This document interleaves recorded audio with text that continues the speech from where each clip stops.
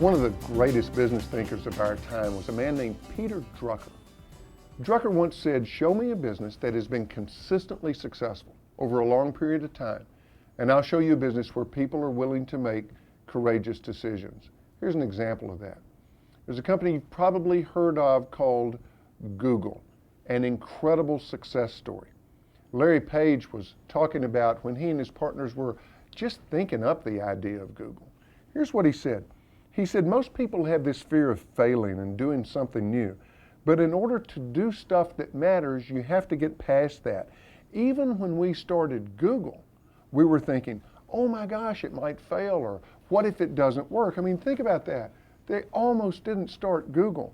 He said we all had this idea of risk that we had just made up, and it almost kept us from doing something great. You've got to be willing to risk, even fail, and then risk again. Howard Schultz is the CEO of Starbucks, and in his office he's got a rack of magazines. It's all the same magazine on there. It's a magazine called Joe. Joe, which is for the slang for a cup of coffee, cup of Joe.